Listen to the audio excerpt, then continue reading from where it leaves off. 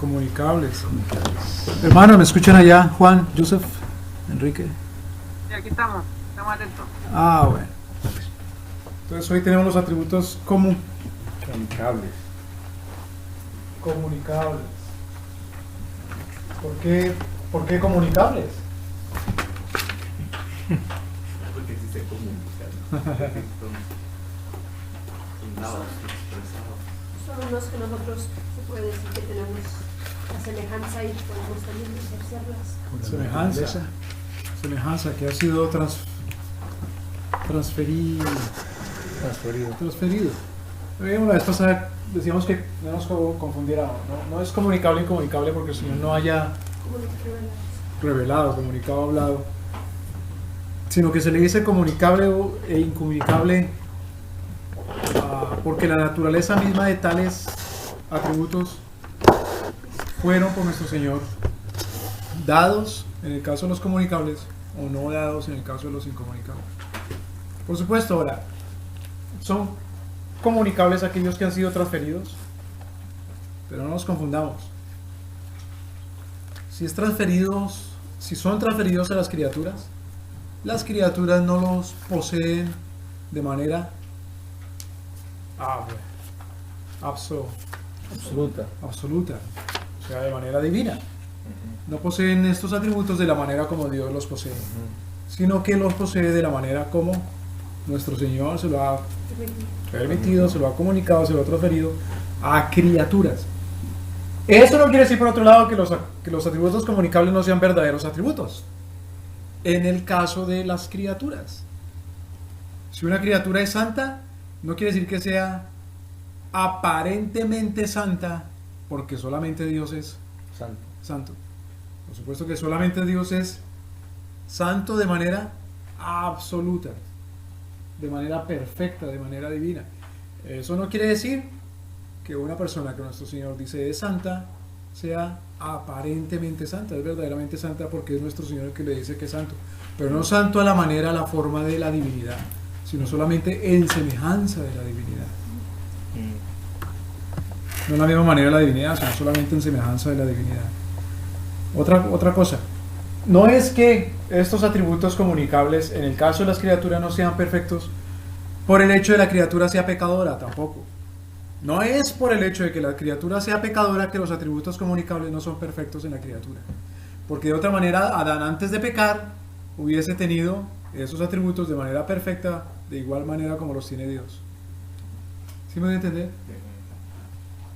Sino que no tiene esos atributos de manera perfecta por el simple mera razón, por el solo hecho de que no es la criatura a Dios, la criatura no es creador.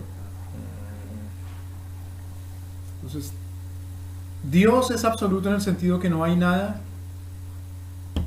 que lo limite a Él mismo. No en el sentido de que no pueda tener comunicación con nada, eso lo vimos la vez pasada.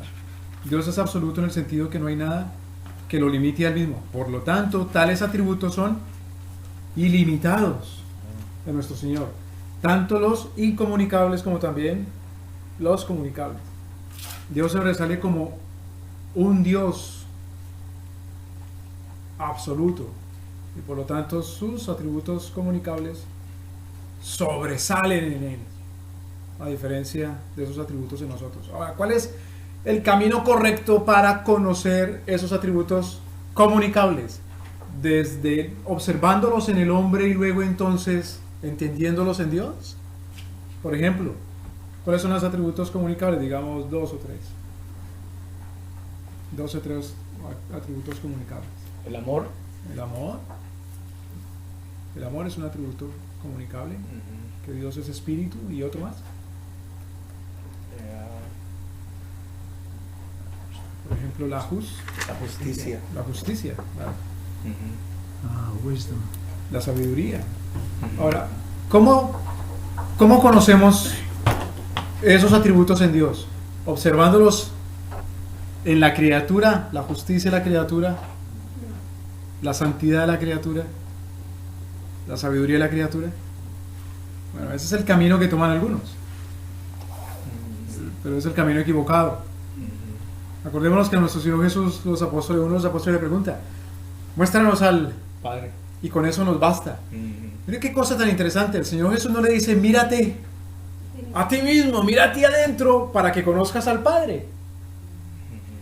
Porque esa más o menos es la religión humanista de hoy. Más o menos no, esa es la religión humanista. Encuentra a Dios ¿en dónde? En ti mismo. En ti mismo. En tu ser. Y en tu ser. Y ese es el cántico, el mantra o el himno que encuentra uno en la cultura pop. Look into your heart. Mira tu corazón.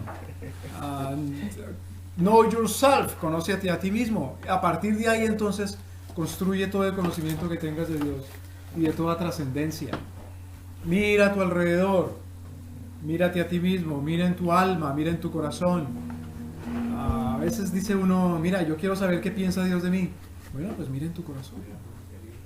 Mira en tu interior. Yo quiero saber si lo que hago corresponde a la justicia divina. Mira si tienes paz. Tengo este proyecto en mente. ¿Tienes paz? Porque queremos saber si Dios aprueba en su santidad, en su justicia y en su sabiduría. Es decir, en sus atributos comunicables. Entonces, si Dios aprueba en su sabiduría esta decisión, mira si tienes paz en tu corazón. Si Dios aprueba en su justicia esta decisión, mira si tienes tranquilidad en tu alma. No pudiste dormir anoche, entonces Dios no quiere. ¿Estuviste de acuerdo con tu mujer y con tus hijos y pudiste dormir bien y no tienes problemas? Ah, pues será que Dios sí quiere. Esa no es la manera correcta de mirar la justicia y la sabiduría y la santidad de Dios, sino que hay que encontrarlas en Él mismo. Hay que mirarlas en Él mismo. Pues Dios sobresale como un Dios, dice Berko, moral, consciente, inteligente, libre, personal. Pero cuando hablamos de los seres humanos, también podemos decir los seres humanos tienen esas cualidades, características de ser morales, conscientes, inteligentes, libres y personales. Pero otra vez, vamos a usar esta palabrita. Dios es el arquetipo.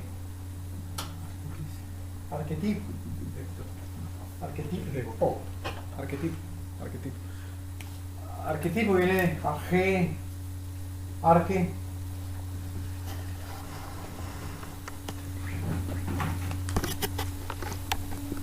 Arque quiere decir el principio, principal,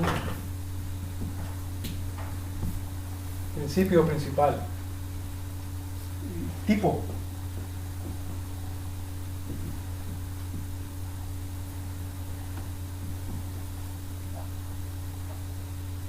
Quiere decir clase. Es el principal de la clase, o en su clase. El principal en su clase. Entonces, si queremos saber si B es moral, si B es justo, si B es espíritu, si B es una persona, si B es libre, entonces debemos ver al principal y medir entonces con ese principal, juzgar a B. Entonces según A, entonces B. Según A, entonces B. Porque A es el arquetipo. ¿Me voy a entender?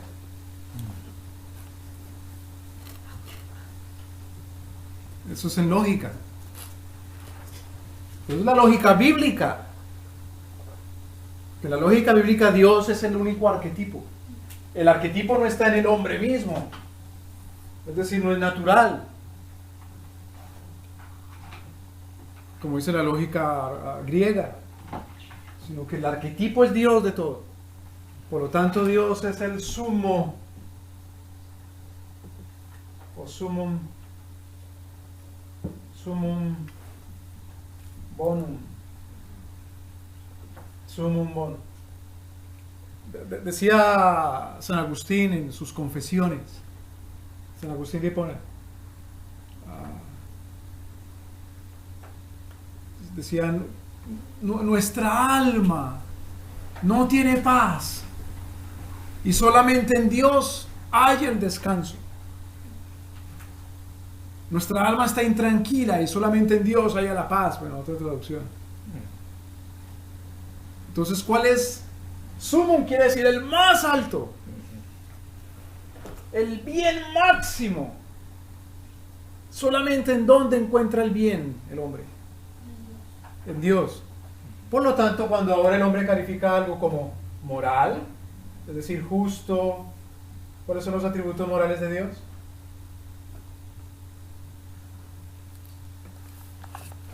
Primeramente su santidad, ¿no?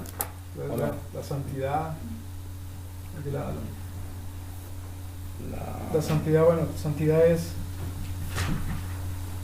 es todo lo que Dios hace, Lo que es absolutamente su máximo todo. atributo. Pues en la moralidad decimos que Dios es bueno, que Dios es justo, Misericordioso. que Dios es misericordioso, El amor, la gracia. que Dios es amoroso, que Dios Paciente. tiene gracia, que Dios tiene paciencia, que Dios es compasivo, Compasión. que Dios es fiel. Entonces, estas cosas en su máxima expresión están en Dios y son buenas porque Dios es el arquetipo de esas cosas. O sea, son buenas en la medida de Dios nuestro Señor. Por ejemplo, si vamos a Romanos capítulo 5.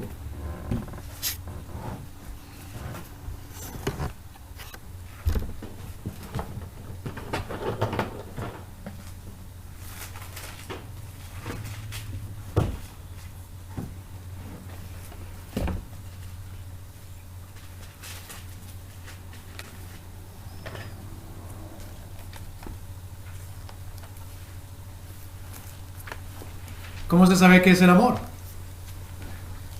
Dios es el arquetipo. Romanos capítulo 5, versículo 7. Porque apenas, capítulo 5, versículo 7. Ciertamente apenas morirá alguno por un justo, con todo pudiera ser que alguno osara morir por el bueno. Entonces, hasta ahí, preguntémonos. Si alguien muere por un justo, ¿es bueno? ¿Es amor? Ah, sí. No es malo. Pudiera que alguno osara morir por el bueno. ¿Eso es justo? ¿Eso es bueno? Ah, pues sí, no es malo. Versículo 8. Mas Dios muestra su amor para con nosotros, en que siendo aún pecadores, Cristo murió por nosotros. Entonces, si queremos de verdad ver qué es el amor perfecto, no podemos verlo limitándonos a las acciones de los hombres, sino hay que ver las acciones de Dios, la actitud de Dios para juzgar lo que es bueno. ¿Me doy a entender? Sí. Para juzgar lo que es justo. Por eso uno, como pastor, o como juez, o como maestro, o como profesor, es un charlatán si no llama las cosas según Dios las llama. Entonces dice uno, esto es bueno y esto es justo, pero Dios la llama de otra manera. Entonces somos hallados falsos, somos hallados infieles, somos hallados charlatanes. Por eso nos da miedo decir, arrepiéntete de esto y de aquello y de lo otro, porque no llamamos según Dios nuestro Señor califica y dice a cada acción.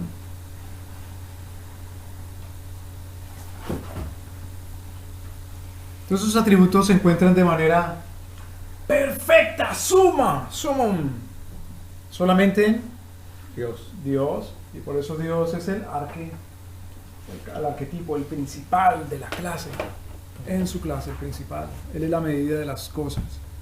Porque claro, cuando comienza el Renacimiento fue una reacción a la tradición cristiana medieval. Y esa reacción a la tradición cristiana medieval concibe que el sumum bonum no está en donde la tradición cristiana medieval había dicho que estaba el sumum bonum, es decir, en Dios. Por lo tanto, el renacimiento cambia y dice, el sumo mono ya no está en Dios, sino está en el hombre. Ese es el renacimiento.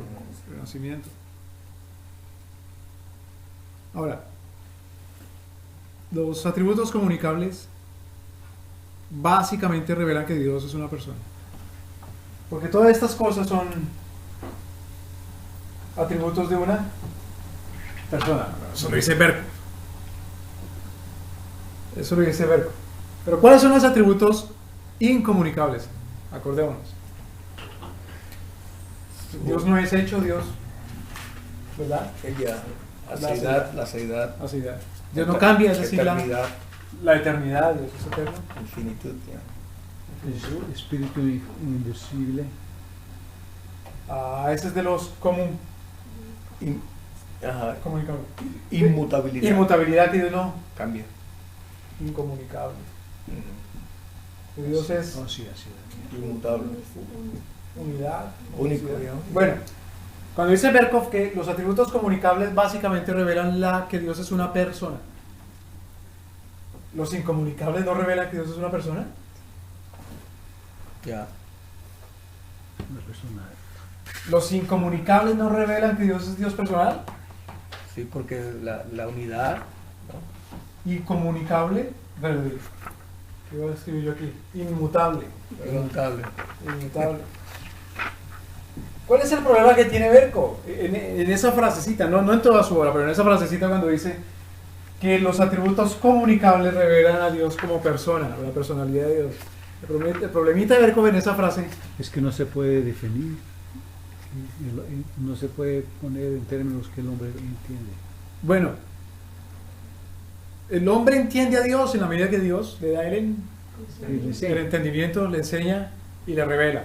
Pero el problema que tiene Berkov es que cuando reduce la personalidad de Dios a los atributos comunicables y no la extiende a los incomunicables, él está juzgando que una persona, él está juzgando la personalidad desde B, no desde A. ¿Me debe entender? El hombre es una persona, pero desde A, desde Dios. Porque el hombre está creado a imagen y semejanza de Dios, el hombre es una persona. No es más persona Dios viéndolo en sus atributos comunicables que viéndolo en sus atributos incomunicables. Lo que pasa es que estos atributos incomunicables, siendo exclusivamente de Dios, porque no son comunicables, transferidos al ser humano, siendo exclusivamente de Dios, lo hacen a él una persona especial, única. Lo hacen una persona que eterna, una persona inmutable, una persona que es una, única, una persona que no es hecha, creada, sino que es la esencia de toda creación. ¿Me explico? Entonces Berkov va desde la creación, va desde la creación al creador, en lugar de ir desde el creador a la creación. Nosotros, por ejemplo, cuando uno se prepara para predicar, uno comete la equivocación de ir directamente ¿qué dice el comentario? Eso es un error. Ya es un error.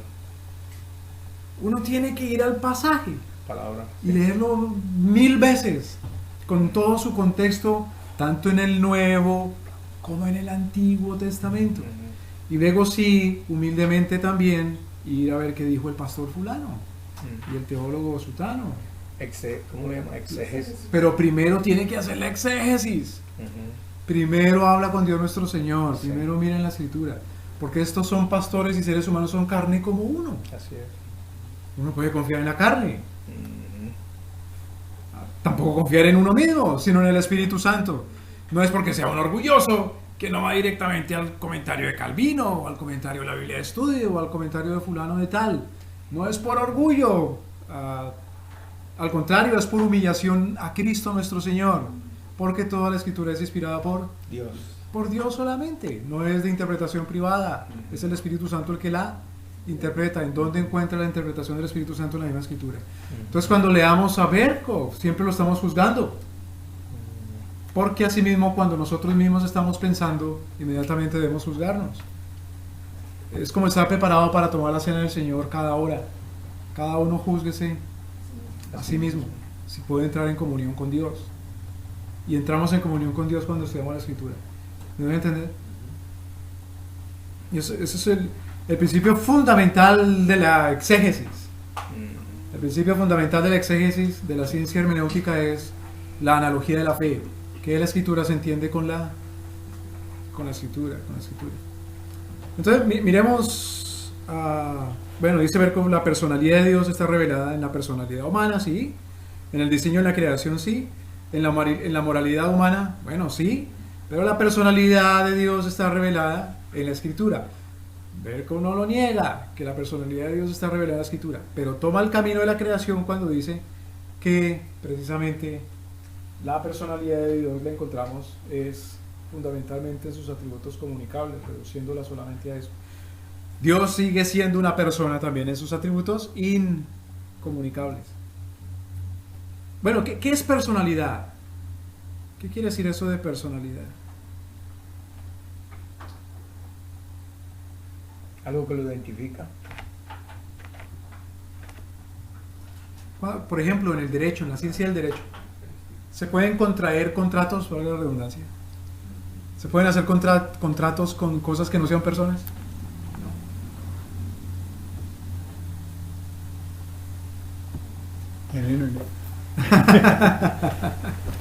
Bueno, si en internet se resulta uno hablando con alguien y dice, uy, ¿será que sí estoy hablando con una persona? ¿O estoy hablando con quién? Con un programa que está programado ahí, el programa le responde porque está programado.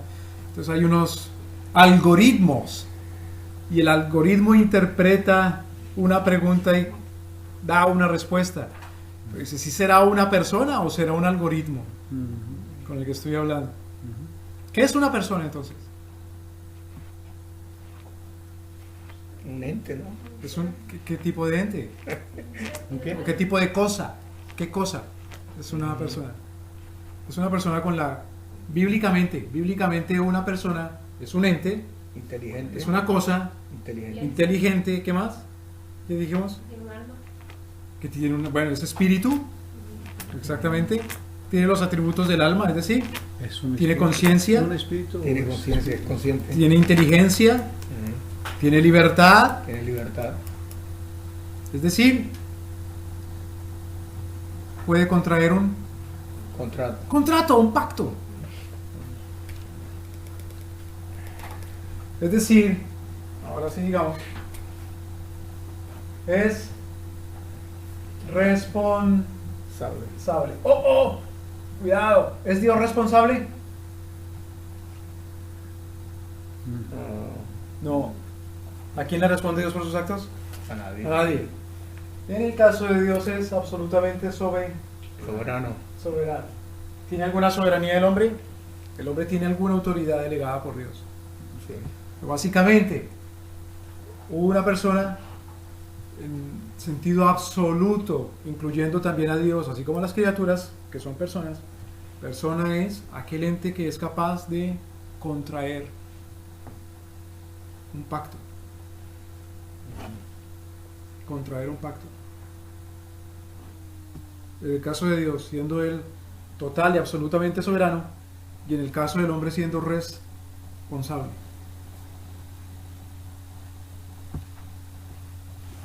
Ahora, en el derecho, ese es el problema de la jurisprudencia en términos que no sean bíblicos. Cuando no se entiende la jurisprudencia en términos bíblicos, ¿cuáles personas no son personas? Solamente con quienes se puede contraer contratos. Como los que no entienden. ¿Con quiénes se pueden contraer contratos, contraer pactos? Por ejemplo, en el derecho, un contrato está viciado. Viciado quiere decir no es válido. Cuando los contrayentes, por ejemplo, no son capaces de ser obligados a responder por ese pacto. Entonces,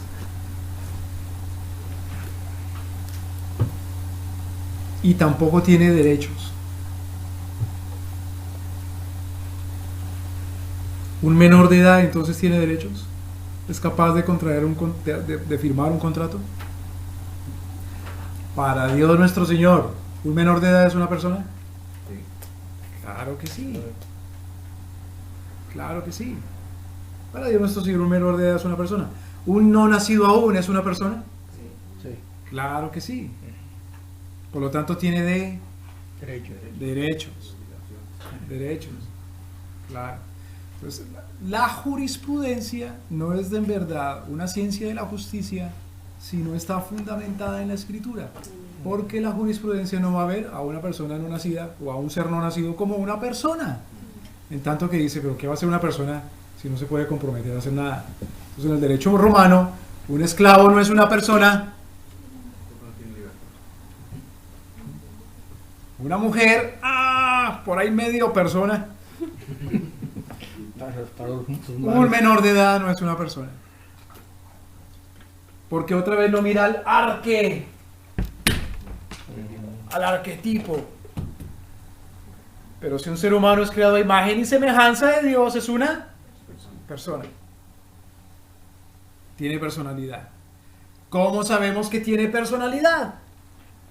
Porque tiene de los atributos comunicables. Tiene los atributos comunicables. Entonces, ¿qué atributos tiene? Miremos algunos. La espiritualidad. Espíritu es un término muy difícil de definir, pero en la Escritura no lo es tanto. Espíritu es una persona sin cuerpo. Fácil. ¿Qué es un espíritu? Dice, wow, el espíritu es un fantasma. Bueno, pero es que estamos hablando de Dios, entonces Dios es un fantasma. Bueno, dirán algunos sí porque es un ghost. Y hay una traducción bíblica que dice el Holy Ghost. No, pero ghost en el tiempo de los puritanos quería decir eso, espíritu, no fantasma. ¿Qué es espíritu entonces? Es una persona sin cuerpo. Es una persona así, sin cuerpo. ¿Eso es algo fantasmagórico? No, es algo normal. Es algo natural. Pero es espíritu según Dios. Pero vamos a Juan capítulo 4. Y aquí vemos en la manera como nuestro Señor redacta su oración, su respuesta a la mujer samaritana o su conversación con la mujer samaritana, que el Señor enseña que Él es el arquetipo de todo.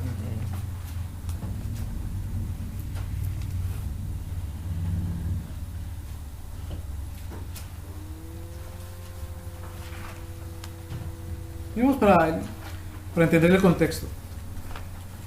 Desde el versículo 20. Juan capítulo 4, versículo 20. Alguien léalo, por favor.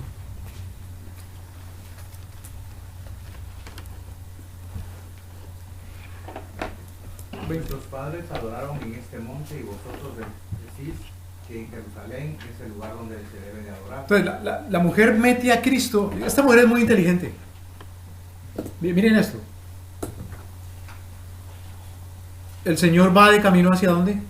Hacia Galilea, pasa por Samaria, para en un lugar en donde hay un pozo, es mediodía, viene caminando, está cansado, tiene sed.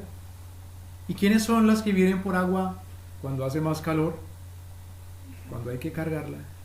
Las mujeres, ¿no? Las mujeres. Generalmente no las mujeres o los esclavos. Los que venían por ahí. Se ponían las mujeres la olla de barro en la cintura, en la cadera o sobre la cabeza y sabían caminar con la olla en la cabeza sin caérsele. No se ponen un trapito aquí arriba. Exactamente. ¿Y qué le pregunta a nuestro Señor? Dame de beber. Ahora, siendo la mujer precisamente es una mujer humilde, la mujer es muy inteligente y tiene una discusión teológica con el Señor Jesucristo que no la tuvo ni siquiera con Nicodemo.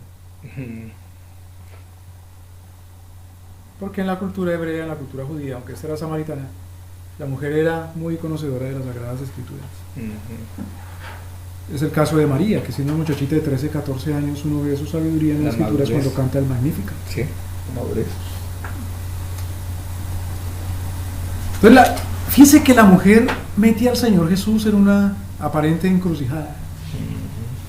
Como decimos nosotros, cójame ese trompo en la uña. Qué cosa tan difícil. Los colombianos se... Qué cosa tan difícil. Cójame ese trompo. Resuélvame ese dilema, ese acertijo. Nuestros padres adoraron en este monte. ¿De quién está hablando la mujer? de los De los patriarcas. patriarcas. ¿Sí?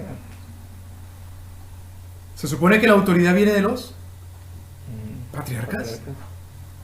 Y aquí adoraron a Dios, por lo tanto, ¿cuál es el lugar de adoración? Sin embargo, vosotros decís que es en Jerusalén, el lugar donde se debe adorar. La mujer, como diciéndole al Señor, lo que ustedes dicen y hacen y piensan y creen y practican su religión no tiene ninguna autoridad.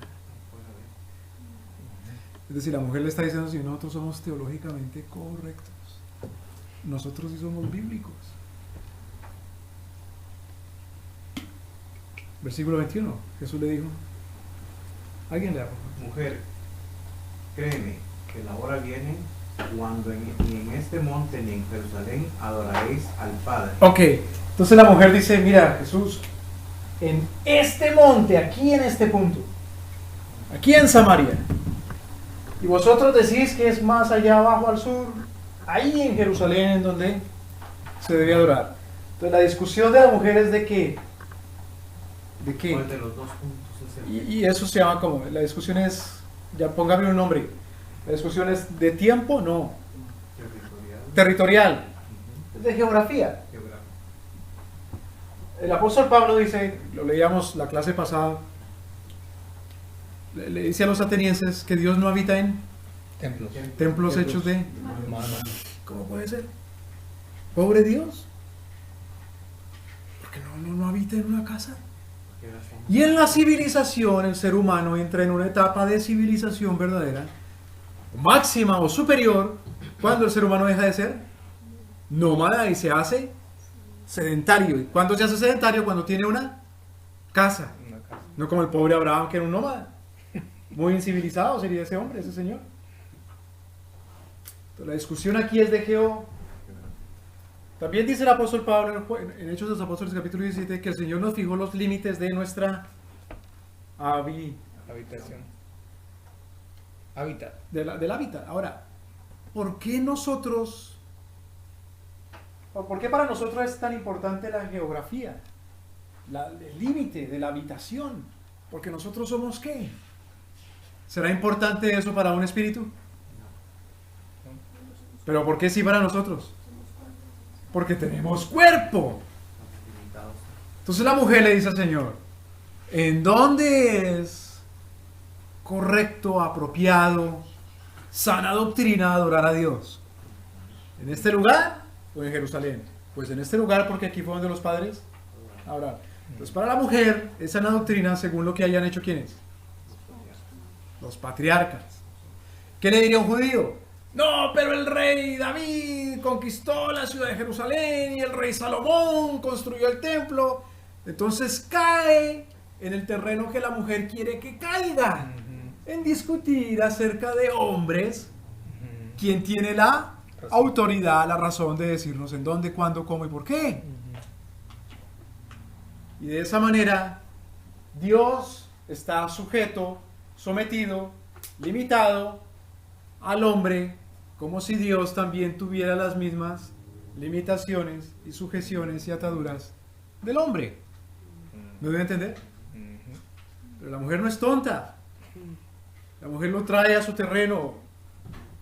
Por ejemplo, cuando Napoleón luchó su famosa batalla de Constantinopla. Austerlitz, en contra del ejército del emperador de Austria. El día anterior el emperador Napoleón, llevó a sus generales a la cima del monte donde iban a pelear, y le dijo: caballeros, conoced muy bien el terreno y observadlo con cuidado, porque aquí lucharéis mañana. Y Sun Tzu, por ejemplo, cuando escribe El arte de la guerra a los chinos, les dice que es primordial conocer el terreno. Y lo repite von Clausewitz Sí. nuevamente. Mm. Pues, en la apologética, es decir, en el arte de la discusión y de la retórica y de la dialéctica, la persona que quiere vencer lo trae a su terreno. El cristiano no se puede dejar meter en el terreno de nadie, sino que el cristiano lucha con las armas de ¿quién? De Dios nuestro Señor, porque nuestras armas no son de este mundo, no son carnales, sino que son Poderoso. poderosos en Dios para derribar argumentos. Argumentos. Sí, Son así es. poder. ¿Y cuáles son los argumentos? Todos aquellos argumentos que se levantan En contra. de la verdad, en contra de Cristo. Esos argumentos se derriban entonces no con argumentos de uno que es tan inteligente, sino solamente diciendo: la Biblia dice, la Biblia dice, la Biblia dice, la Biblia dice, la Biblia dice. Así es. ¿No debe entender? Amén. Ese es el terreno al cual llevamos al enemigo a combatir. Amén. Así es. Pues Jesús le dijo: mujer, créeme que la hora viene cuando ni en este monte ni en Jerusalén adoraréis al Padre. Mujer, la discusión, ese no es el punto, mujer. Ese no es el punto, señora. El punto no es en dónde es más correcto adorar al Señor. Ese no es el punto, ese no es lo importante aquí. Ese no es la raíz del asunto, del problema. Como decía Shakespeare, he ahí el dilema, he ahí el problema. Ese no es el dilema, ese no es el problema. ¿Cuál es el problema? Versículo 22. Vosotros, alguien de los Vosotros adoráis lo que no sabéis. El problema es que No sabemos. no saben a quién adoran. El problema no es a dónde adora uno, sino a quién. ¿Quién? Entonces Dios le va a decir: ¿quién es Dios? El problema no es de metodología, el problema no es... El lugar, la geografía hace parte de la metodología. No es que no sea importante, pero ese no es el asunto esencial, sustantivo. ¿Cuál es el asunto sustantivo, esencial? Que no sabéis a qué adoran en verdad. Bueno, sí adoran, claro, en este monte adoran así, pero no sabéis lo que adoráis. No lo conocéis. Siga leyendo, por favor. Versículo 22. Vosotros adoráis lo que no sabéis, nosotros adoramos lo que sabemos. Wow. No es muy arrogante, muy orgulloso, Señor. Ustedes no saben, nosotros sí. Ahora, acordémonos que cuando nuestro Señor inauguró el templo en Jerusalén, cuando Salomón lo terminó de construir y hizo la ceremonia de inauguración, Salomón dice algo importantísimo. Dice: ¿cómo tú, que no eres contenido ni limitado por los cielos, habitaréis en este lugar? El mismo Salomón cae desarmado. Salomón cae desarmado ante el argumento de... Si él mismo trajese el argumento de la mujer, diría Salomón, ese argumento no tiene ningún arma. Que si es aquí o allá, Señor, tú no eres contenido por paredes. Entonces, desde Salomón se supone que el pueblo de Israel debería saber. Bueno, no es de Salomón, pero Salomón lo enseña, lo repite. Acordémonos que Salomón está orando frente a una multitud. Ahora preguntémonos, valga la oportunidad aquí. En la Escritura, ¿a quién se le da exclusivamente el ejercicio sacerdotal? ¿A la iglesia? ¿O también a la autoridad civil? El ejercicio religioso. El rey tiene que ser un sacerdote. Bueno, Salomón oficia como si fuera sumo sacerdote. Es mentira que solamente la iglesia tiene ciertas funciones sacerdotales, exclusivas y monopólicas. Es mentira que solamente la autoridad civil tiene todas las funciones civiles, exclusivas y monopólicas. Bueno, el Señor le dice: nosotros adoramos lo que sabemos. Es decir, adoramos en Jerusalén sin pretender que es porque Dios no se puede salir de Jerusalén. A ver, el Sí, 22. siga leyendo, por favor. Adoramos lo que sabemos porque la salvación viene de los judíos. La salvación viene de los judíos.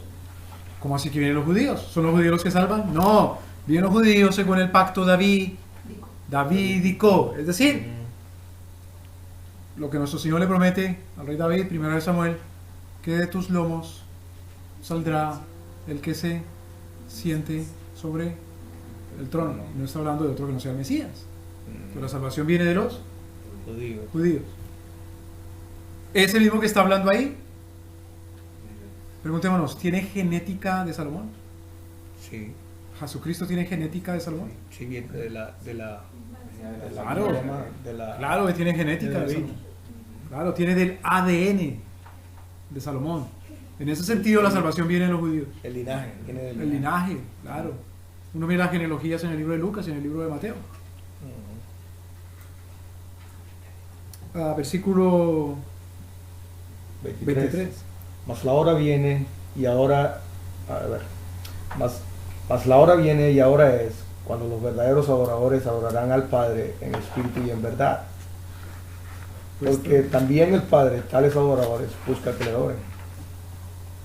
Adorarán al Padre en espíritu y en verdad. ¿Por qué razón? Versículo 24.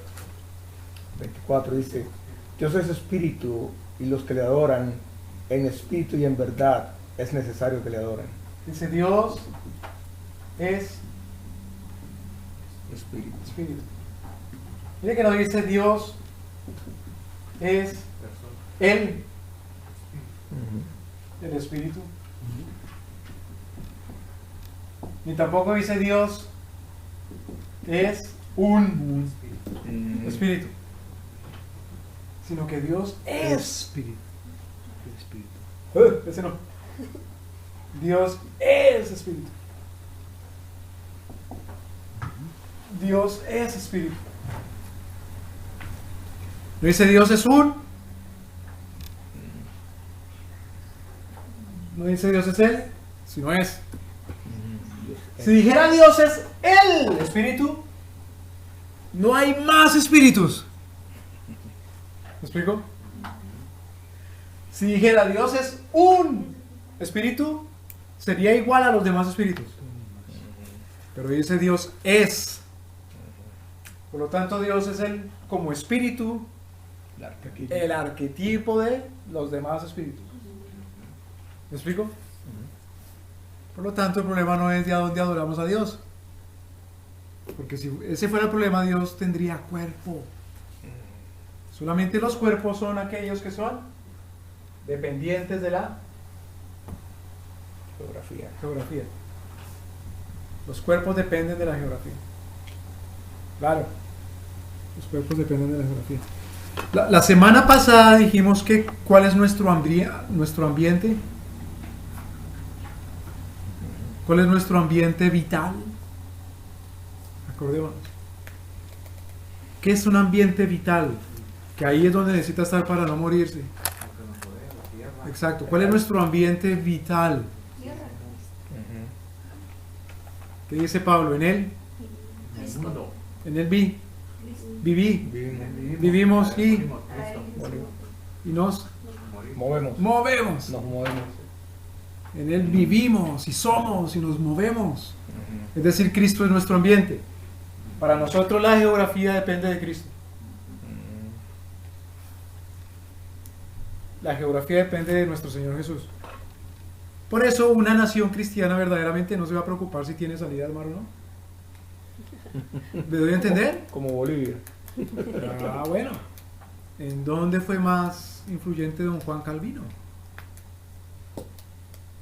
Primeramente, en un pedacito de tierra montañosa, casi estéril, sin muchos recursos naturales, que se llama ese país, ¿de dónde es Haití? Suiza. Haití, Suiza. Suiza. ¿Cuántos recursos naturales tiene Suiza comparado, por ejemplo, con Rusia? Sí. O comparado con Colombia. Y es chiquito. ¿Cuál salida al mar? ¿Cuántos millones de habitantes? ¿Cuán rico? Ya, es cierto. ¿Qué no le hace si es aquí o en Jerusalén? o en Samaria. Lo importante es saber a quién se adora. ¿Me explico?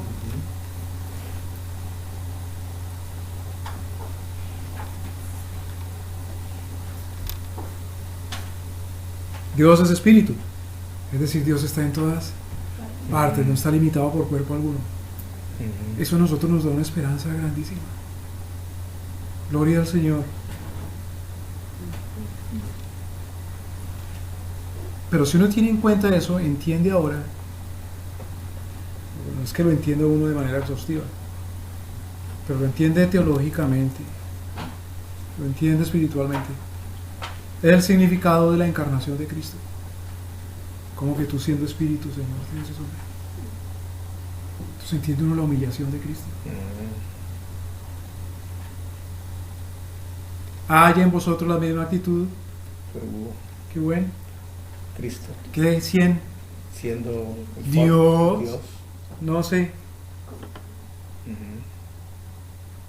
No tuvo en poco ser Dios y se anonadó, se vació, así la kenosis a sí mismo, tomando forma de hombre. forma de hombre, geografía, cuerpo. Es decir, estaba limitando el hecho de que Él es espíritu. O sea, siendo ilimitable, se hizo limitable mientras estuvo en el Exactamente. No que la naturaleza divina se limitó. Déjeme decir esta palabra que es importantísima. Participar. Participó de carne y sangre. Exacto, participó de carne y sangre. Mire qué importante esta palabra. Si a mí me invitan al matrimonio, ¿me invitan a qué? ¿A casarme? No, ¿A participar? Si a mí me invitan a un entierro, ¿me invitan a qué? ¿A morirme?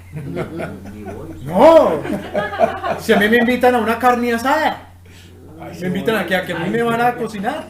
¿A asar? No. Me invitan a participar. Si a mí me invitan al matrimonio, digo, llévenme a la luna de miel, entonces. Puede ser. La naturaleza divina participa de las limitaciones de la naturaleza humana. Entonces cuando nuestro Señor Jesucristo dice, ¿por qué me has dado cuerpo? Abandonado. La naturaleza divina es abandonada. Se rompe la Santísima Trinidad. Se rompe Dios. No. Colapsa la deidad. ¿No tiene comunión el Padre con el Hijo? No. Porque cuando dice nuestro Señor, ¿por qué me has abandonado? Está hablando de la naturaleza que humana, que ha sido sometida, como quien somete a quien, a un pecador. Pero la naturaleza divina no es ajena, ausente, sino que participa. Entonces, si yo voy a un velorio, no voy a que me entierren, pero voy también a llorar con el que, a tener esperanza con el que tiene esperanza, a consolar.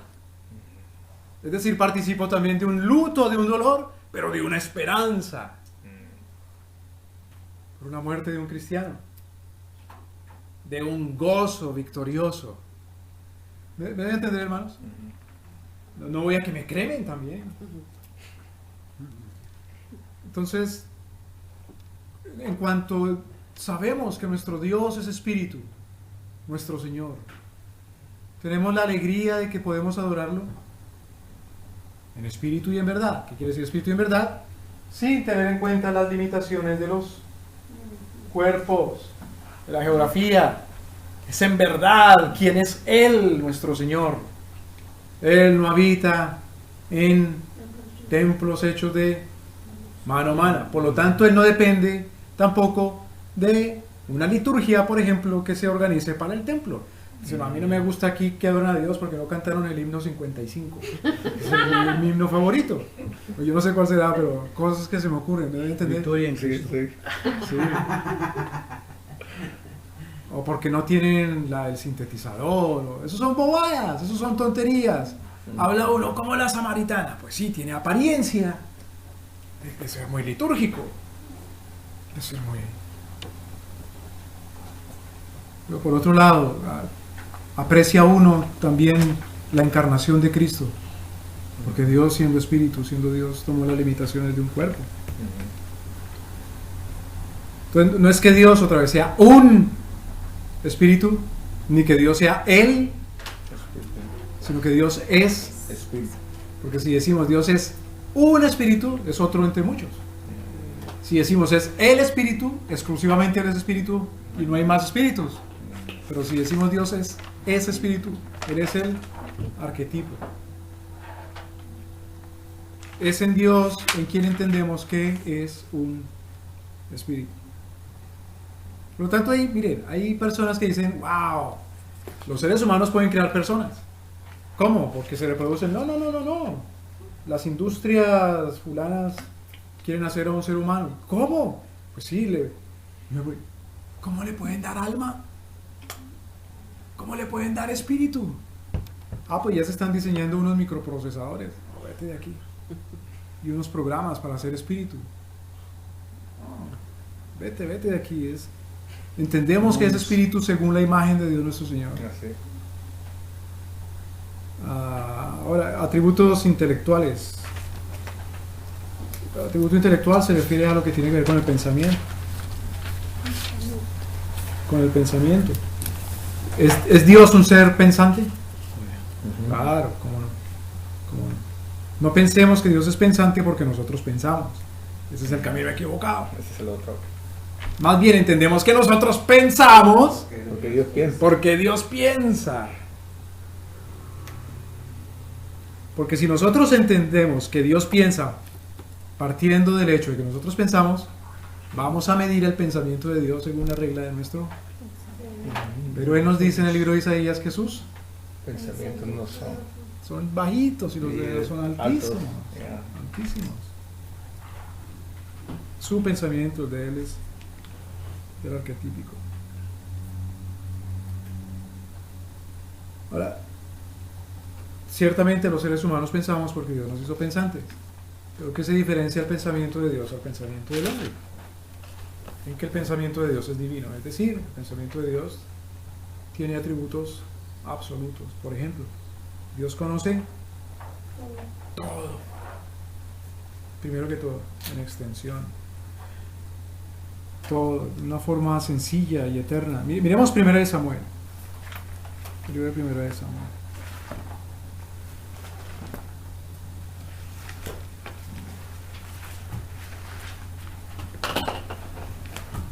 1 Samuel capítulo 2.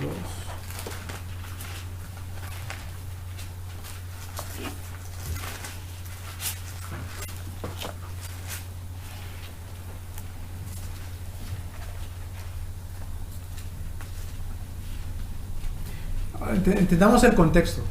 Leamos desde el versículo 1. 1 Samuel capítulo 2. Bien.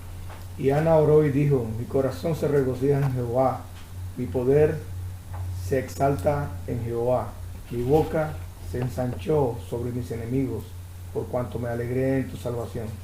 ¿Quién canta aquí? Ana. Este es un himno. ¿Por qué Ana está cantando? Porque recibió respuesta a su oración. Claro.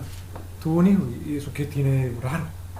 ¿Qué tiene de trascendental tener un hijo? Pues todo.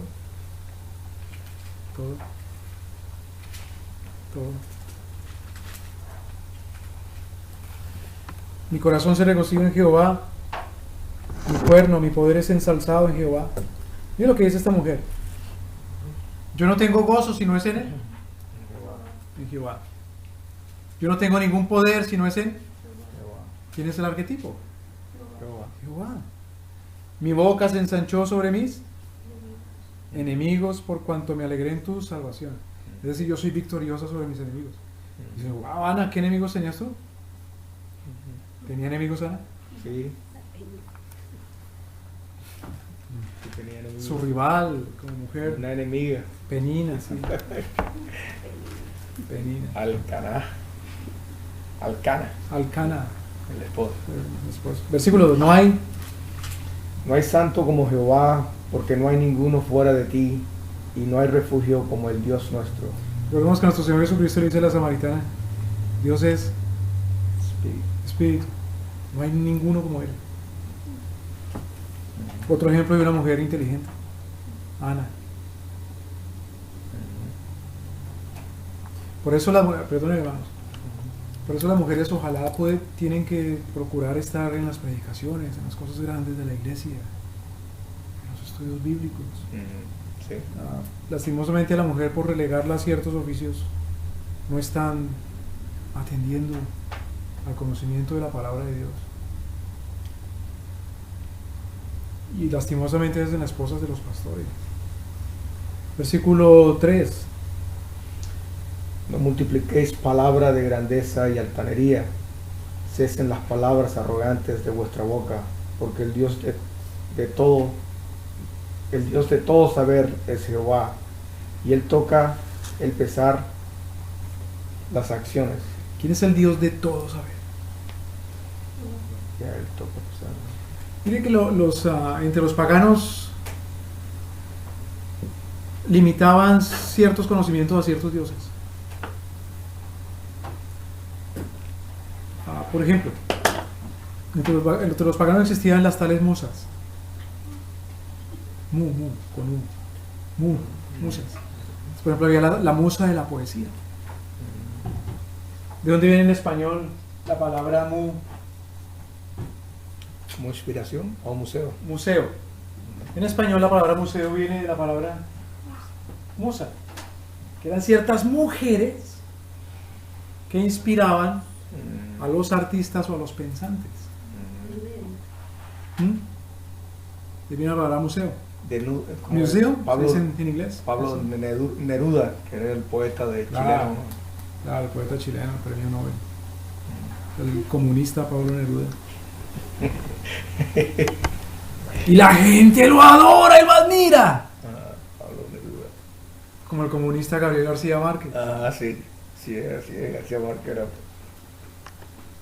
Como el tirano también, que tocaba la lira de una manera muy hermosa, encantado él y feliz cuando se quemaba la ciudad de Roma. Pero la gente piensa que por el hecho de alguien de ser un artista y de ser supuestamente inspirado, ya tiene que recibir toda admiración. Entonces los paganos pensaban que ciertos conocimientos venían solamente de cierto Dios. Por ejemplo, los médicos recibían conocimiento de que Dios, Apolo. Por eso el símbolo de Apolo era la serpiente. ¿Cuál es el símbolo de la medicina?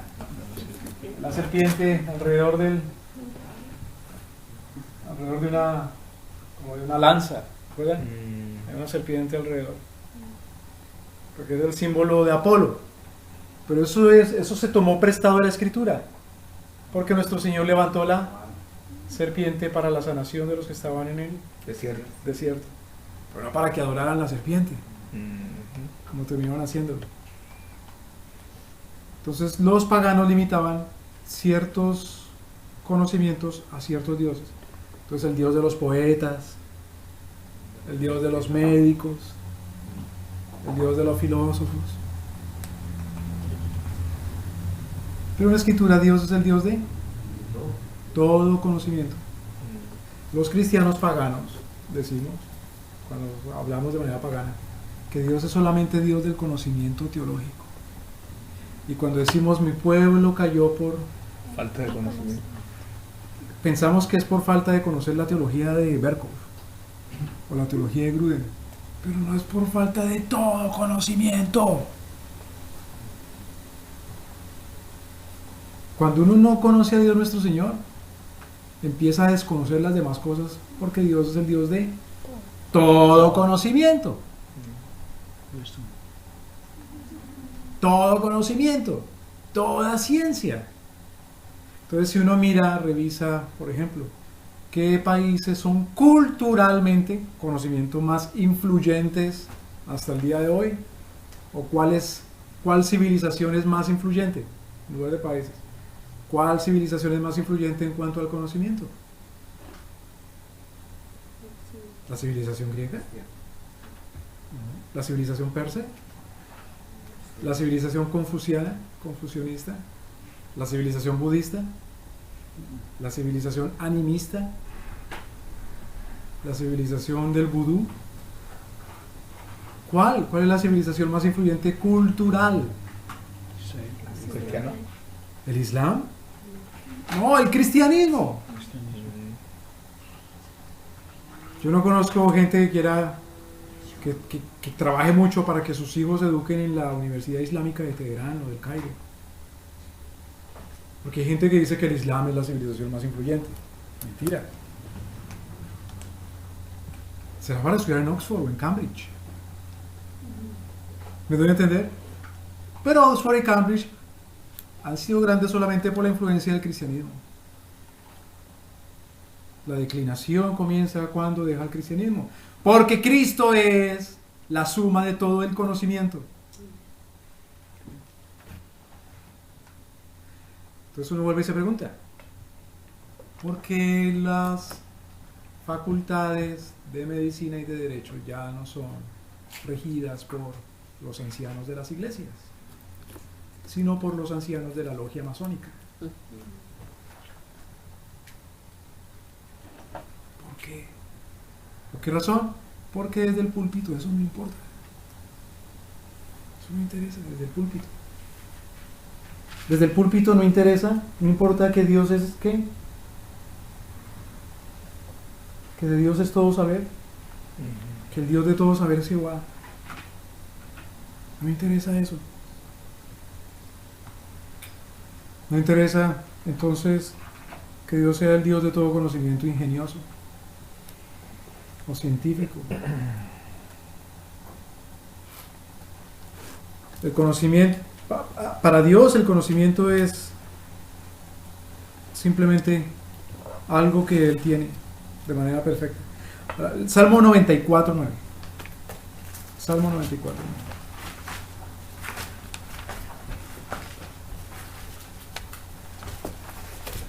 La mayoría de cristianos, ¿qué es lo que piensan que se debe hacer para que se promueva el conocimiento y el saber y la ciencia?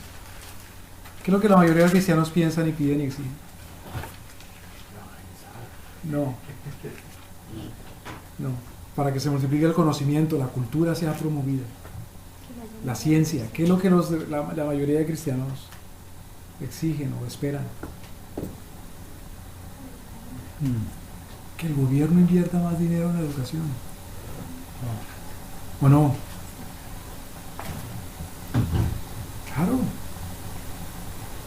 Uno se pone a hablar con los hombres cristianos ya en la calle. Tómese una limonada, hermano. Hablemos de la educación, de la cultura. No, el gobierno debería promoverlo más. Porque Dios, en la mente de ese cristiano, no es el que tiene el conocimiento perfecto. Y hay hasta cristianos que dicen que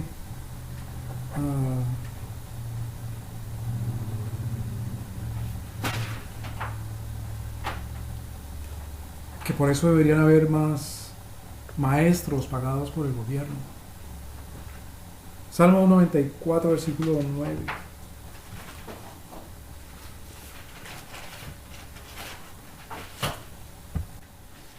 Entonces Dios es Dios de todo, ¿qué? Conocimiento. Entonces el conocimiento de Dios es abarcante, ¿qué? La totalidad de todo. Entonces preguntémonos, ¿quién es el arquetipo del que sabe?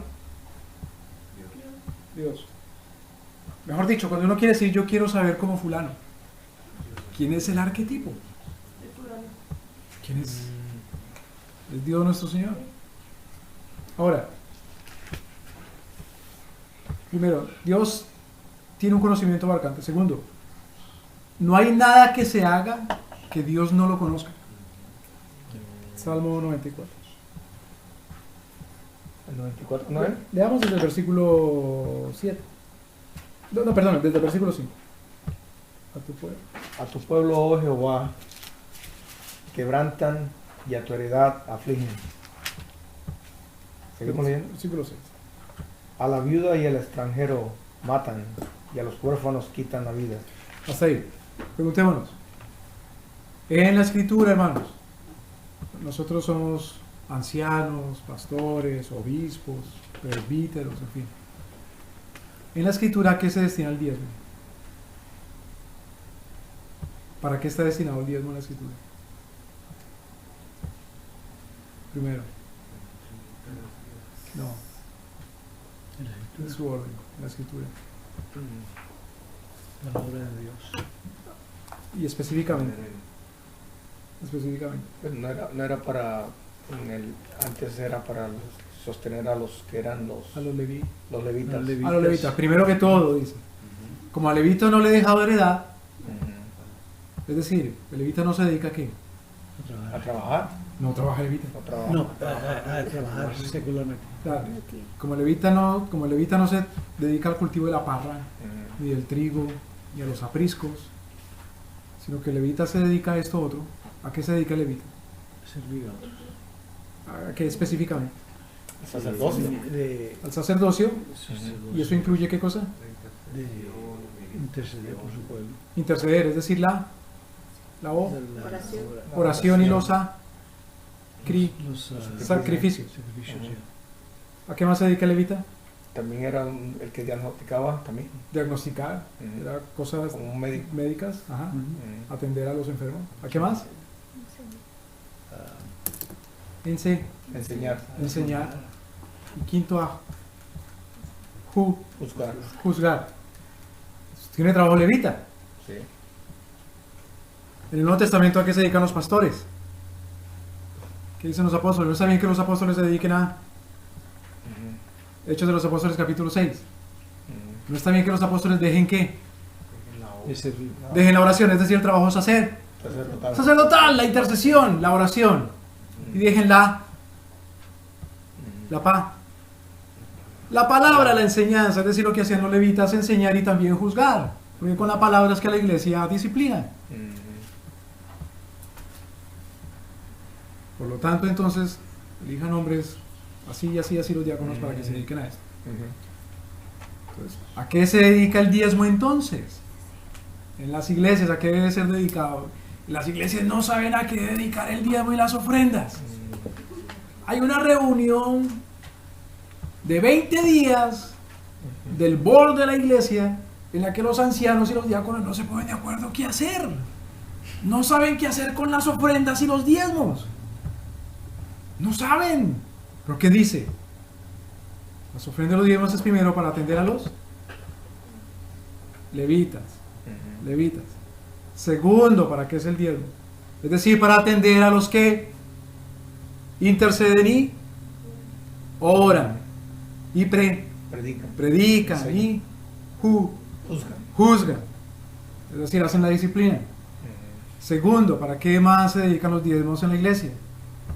Para atender a las viudas y a los extranjeros y a los huérfanos. Entonces, ¿qué dice? Versículo 5. A tu pueblo, oh Jehová, quebrantan y a tu heredad afligen. Versículo 6. A la viuda y al extranjero matan y a los huérfanos quitan la vida. Si para eso se supone que era el diezmo. ¿Qué le decía nuestro Señor a los fariseos? Hay de vosotros, escribas y fariseos hipócritas, que las viudas, ¿qué? Las esquilman. Le roban. Dice que a cambio de qué? De hacer oraciones por ellas. Por las pobres. Cuando a las viudas debían atender las necesidades. ¿Me explico? Sí. Entonces dice, ay, a tu pueblo, oh Jehová, quebrantan, a tu heredad afligen. A la viuda, al extranjero matan, a los huérfanos quitan la vida. Versículo 7. Y dijeron, no verá Jah, ni entenderá el Dios de Jacob. Mira lo que dice, Dios no Verá. ni oye. Dios no ve ni oye que no hacemos con el diezmo y con la ofrenda. Bueno, Dios ni oye ni ve que si diezmamos o no diezmamos, ni ofrendemos. Entonces menosprecien a Dios en sus atributos comunicables, que Dios conoce todo lo que pasa. ¿Me doy a entender? Dios conoce todo lo que pasa. Es un atributo. Entre los atributos intelectuales, primero el conocimiento de Dios. Primero, Dios conoce todo. Segundo, no solamente Dios conoce todo inmediatamente, sino que Dios conoce todo lo que va pasando, todo lo que va sucediendo, todo lo que se habla. Dios ve.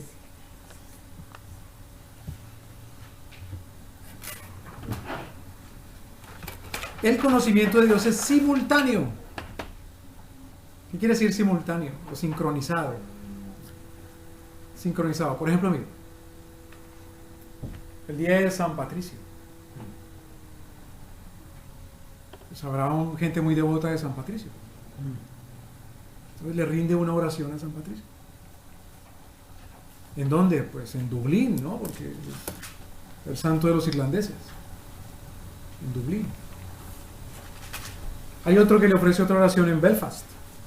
No en Irlanda del Sur, sino en Irlanda del Norte. Hay otro de descendencia irlandesa que le ofrece otra oración en Chicago. Y hay otro también de descendencia irlandesa que le ofrece también otra oración En Boston. Entonces pregunta, ¿a cuál de ellos oye San Patricio? Y si cuando oran no oran en voz alta, sino que oran mentalmente. Y si el Día de la Madre entonces también se le ora a la Virgen de Guadalupe y también a la Virgen de la Caridad del Cobre y también a la Virgen de Altagracia y también a Nuestra Señora de Fátima y también a Nuestra Señora de Lourdes, ¿a cuál de esos 5 oirá la Virgen, si es que los puede oír? Y más si oran mentalmente. ¿Será que ella tiene ese atributo de nuestro Señor? De que conoce todo perfectamente y de manera sincronizada y que no se le escapa ni una sola palabra ni un solo pensamiento del corazón de nadie.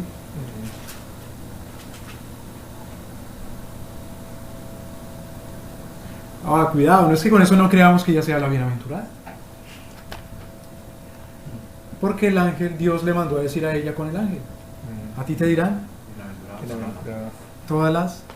Entonces sí, le decimos bienaventurada, es decir, dichosa. Pero no le decimos que eres como diosa que todo lo sabe. Corredentora. Corredentora, Como le llaman exactamente. Es el que dice, lee hermano por el versículo 8, versículo 9.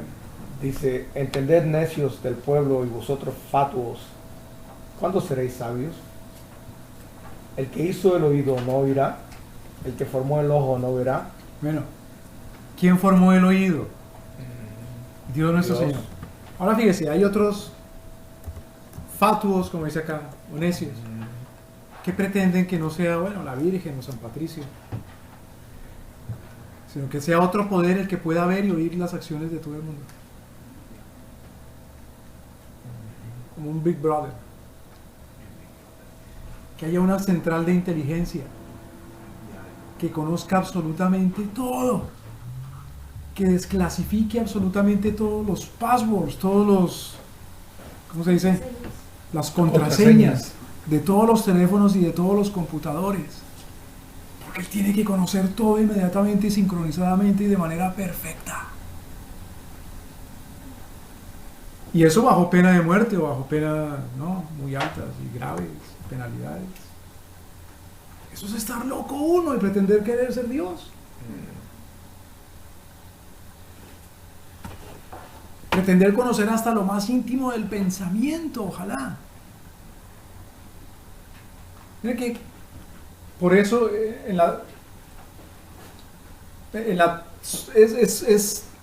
es un regalo del cristianismo, de la filosofía bíblica, ese concepto de la privacidad.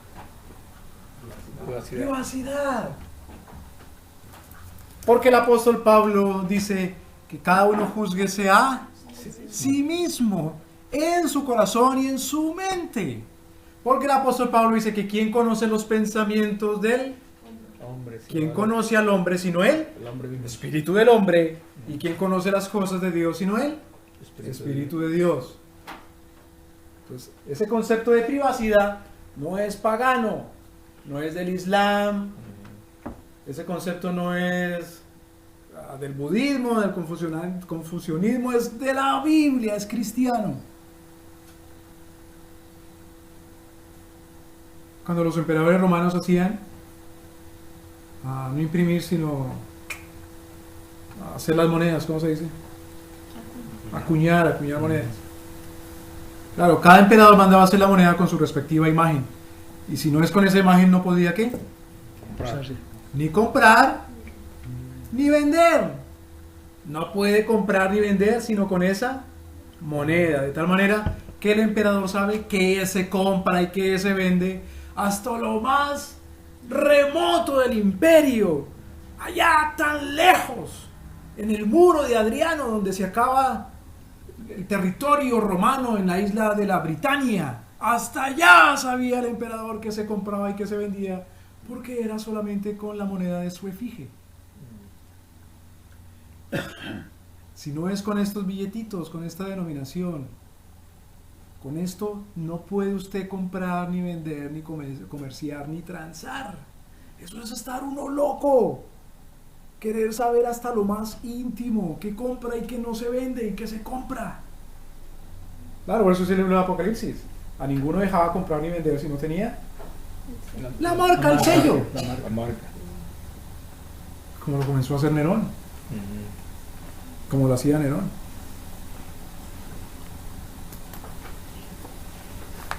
Dice el versículo 10, el que castiga a las gentes no reprenderá, el que enseña ciencia al hombre no sabrá. Entonces, otra vez, fíjense que Dios es el que le enseña al hombre. Sabemos que el hombre conoce, pero porque Dios conoce, pero solamente Dios es el arquetipo, solamente Él es el absoluto, solamente Él es el divino. El hombre no puede conocer como Dios conoce. Y pretender conocer las cosas que no puede conocer, eso es un pecado. Por ciertas cosas, por ejemplo, el hombre no permitió conocer a su mujer en ciertas épocas, en ciertas circunstancias, porque hay conocimientos que solamente le pertenecen a Dios. Por ciertas cosas Dios le prohibió al hombre conocer la desnudez de su padre y la desnudez de su madre, en fin, no puede conocer íntimamente, porque ese conocimiento es solamente de Dios nuestro Señor. El hombre no puede conocer sino hasta donde Dios le dé permiso. Limitado. A fines del siglo XIX hubo un movimiento que se le llamó el movimiento de las mentes libres o de las almas libres, a la cual pertenecía, por ejemplo, un señor de apellido Whitman. Era de origen irlandés, por cierto. Whitman. Las almas libres o libertarias. Y se quejaban ellos de la restricción que daba el cristianismo al conocimiento. El cristianismo restringe el conocimiento. No. Sin el cristianismo bíblico, sin la imagen de Dios, como el que todo lo conoce, no puede haber conocimiento alguno. Pero es Dios el que nos restringe qué podemos y qué no podemos conocer. ¿Qué quería decir? Que nuestro Señor no permitía la entrada de todo el pueblo al lugar santísimo, que había cierta restricción. En el cristianismo hay libertad de conocer a Dios nuestro Señor. Podemos entrar ahora al lugar santísimo con la conciencia libre. Por lo tanto, ¿cómo no vamos a poder conocer otras cosas que el Señor permita? ¿Me explico?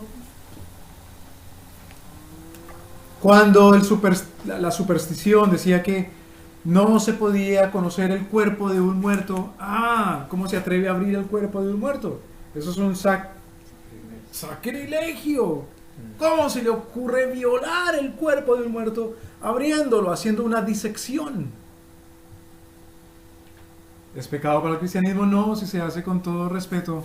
Si nuestro Señor permite, si nuestro Señor prohíbe que se haga una disección, pues no la hacemos. Pero la Biblia no lo prohíbe. Si se guarda la dignidad. ¿Me debe entender? Para los egipcios, abrir un cuerpo era conocer ese cuerpo de tal manera como conocer a Dios. Por lo tanto, solamente los sacerdotes podían abrir el cuerpo. Y por eso también los sacerdotes practicaban la necrofilia. Conocer íntima y sexualmente un cuerpo muerto. Y Entonces, el conocimiento tiene límites. ¿Por qué? Porque solamente Dios es el que conoce todo de manera perfecta. El hombre puede conocer a su mujer porque Dios se lo permite, pero limitadamente. El hombre puede conocer la creación, la naturaleza, hasta donde Dios se lo permite. El 10º mandamiento que dice, ¿no qué? Codiciarás. Hay codicia de conocimiento. Eso se llama espio. O la manera de llevar a cabo o de efectuar la codicia del conocimiento se llama espionaje. Espionaje es simplemente para dañar al otro.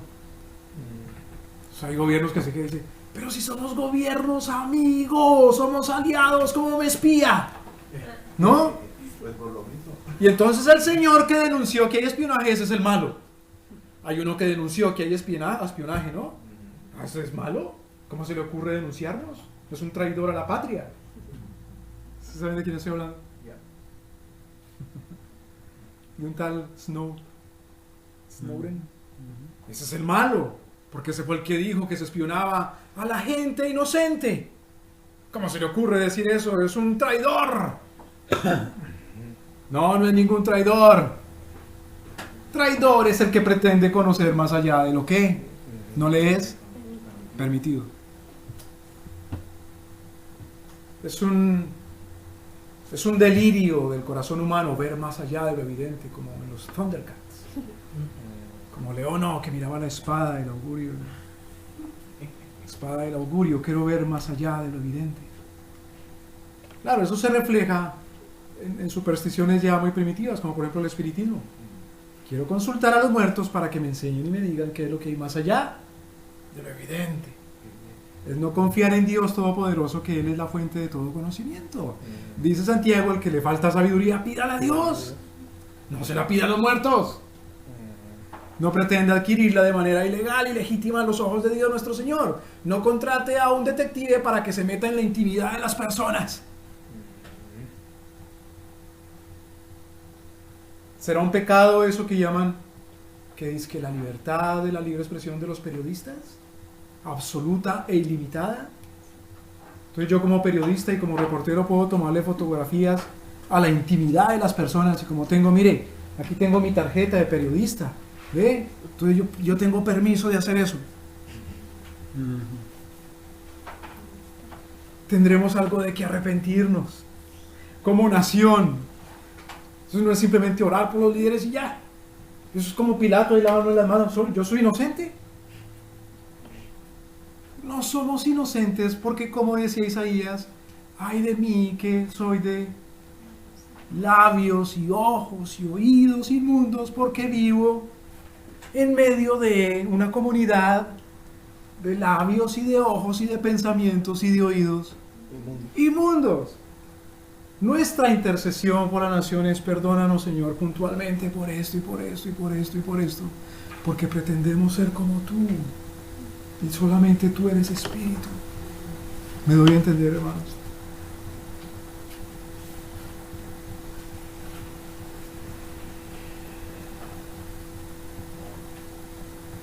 Dios ha decretado todas las cosas en tal sentido que tiene la presencia de todas las cosas, pues por supuesto. Si hay un rey que decreta que suceda esto y esto y esto, pues él sabe de antemano lo que va a suceder, porque de antemano lo ha decretado, lo que ha de suceder, lo que ha de pasar. Entonces, ¿qué cosas ha decretado nuestro Señor? ¿Qué quiere decir decreto? Un decreto es una ¿qué? ¿Es una orden? ¿Qué tipo de orden? Es la ordenanza de un rey, de un soberano, que tiene toda la fuerza de autoridad y todo el poder para que se cumpla ese orden. Por lo tanto, ¿qué cosas que ocurren, que pasan y que suceden son las que Dios ha decretado? Todas. Si Dios no ha decretado algo, entonces Dios no lo conoce. Pero cuando Dios lo decretó, lo conoce. Esa es la verdadera presciencia de la Escritura.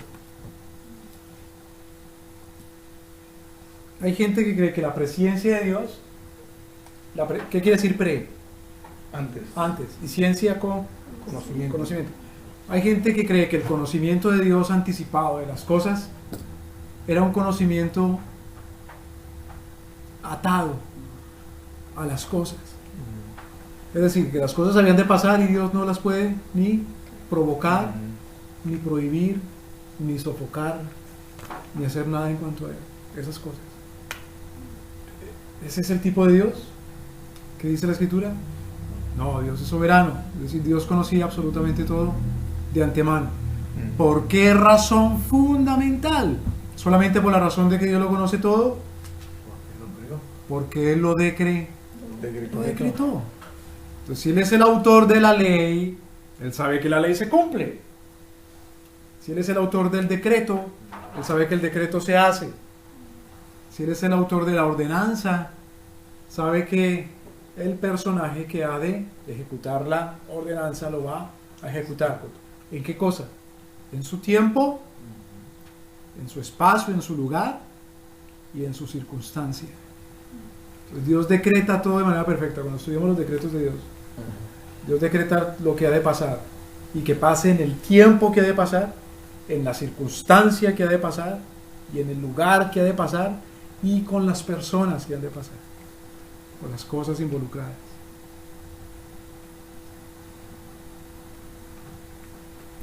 Por ejemplo, vamos al libro de Efesios.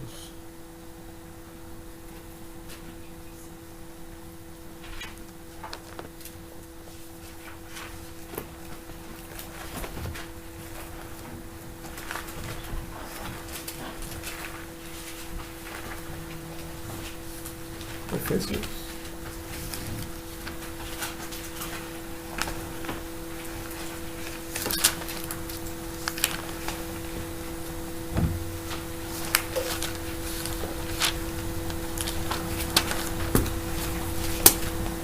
Capítulo 1, versículo 11.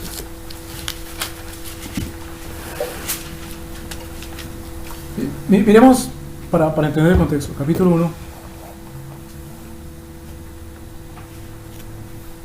Versículo 7 en adelante.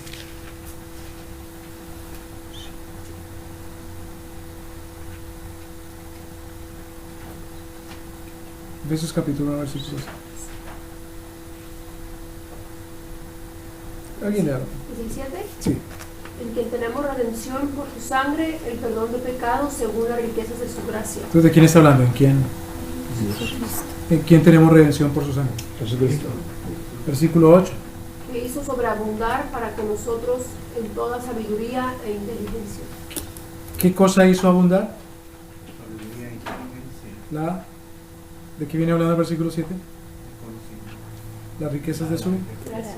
gracia. Pues, gracia que hizo sobreabundar. Para con nosotros toda sabiduría e inteligencia. Toda su pues, ¿qué nos dio? Sabiduría e inteligencia por su gracia. Versículo 9. Dándonos a conocer el misterio de su voluntad, según su beneplácito. Fíjese que ese atributo de conocimiento nos lo da Él a nosotros. En Cristo redimidos, ese conocimiento de nosotros es mucho más rico. Porque se lo hace sobreabundar. Hace sobreabundar la ciencia, es decir, el conocimiento. Hace sobreabundar la sabiduría. Dice, por su gracia. Miren que los cristianos nos comemos el cuento, nos lo tragamos, de que los paganos son más inteligentes. Nos lo comemos, nos lo tragamos. ¿Cuándo nos comemos ese cuento, de esos cuentazos, por ejemplo? Dice, mire, a tal persona mejor no la cristianice porque le quitan su cultura tan buena. Se vuelve un tonto. Se acaba su civilización.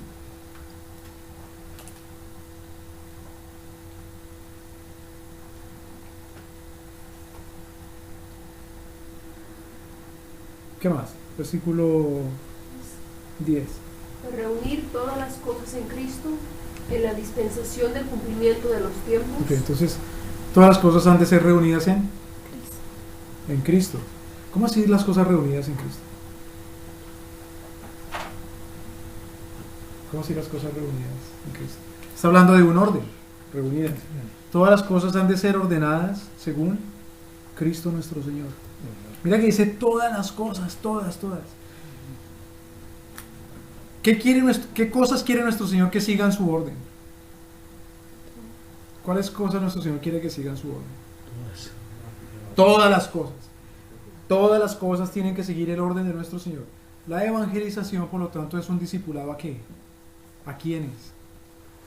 A las naciones, porque todas las cosas tienen que seguir el orden de Cristo. Es enseñarle a las naciones quién es Cristo, qué enseña Cristo y qué quiere Cristo. Todas las cosas tienen que ser reunidas para Él. ¿Cuáles cosas?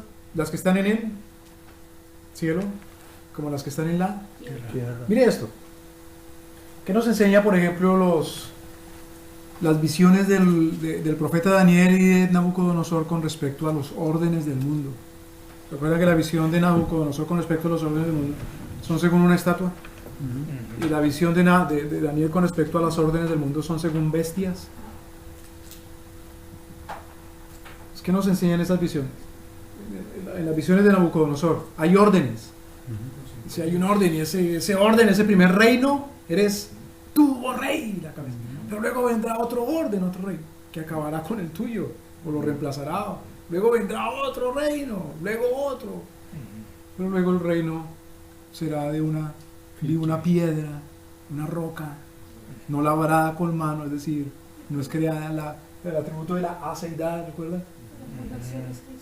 Y él fue el que derribó eso y llenó la tierra, es el orden. Luego las visiones de Daniel, con respecto a lo mismo, pero ahora a través de bestias. Una bestia que era así, terrible, pero luego vino otra y la devoró, y luego otra vino y también, y luego vino otra. Pero luego de eso entonces, vi a uno como el Hijo del Hombre que venía en las nubes. ¿A dónde? ¿A dónde? ¿Y cuándo? ¿A dónde viene el Señor en las nubes? ¿A dónde? Ante el trono de Dios, no a la tierra, ante el trono del anciano de días, y ahí le fue dado todo: potestad y dominio y reino, gobierno, y reinará sobre las naciones y sobre los pueblos, y su reino no tendrá fin. ¿Verdad? ¿Cuándo? Cuando suba o cuando venga ante el anciano. Cuando Jesucristo subió ante el anciano de días, se sentó a la diestra de la majestad del poder de Dios a reinar. Y desde allí luego ha de venir a juzgar. Pero mientras tanto viene reinando. Ahora, dice que en la dispensación del cumplimiento de los tiempos ha de reunir todas las cosas. ¿Cuándo comenzó esa dispensación del cumplimiento de los tiempos, de que el Señor Jesús reúne todas las cosas para Él? Pero ¿cuándo se hizo ese ritmo acelerado, ese dribbling, esa intensidad? Cuando ascendió. Cuando ascendió. Cuando ascendió.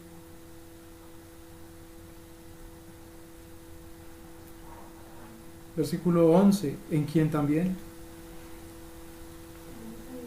obtuvimos herencia, habiendo sido predestinados conforme al propósito del que hace todas las cosas, según el designio de su voluntad. Entonces todas esas cosas de las que hemos venido hablando han sido ya designadas, decretadas,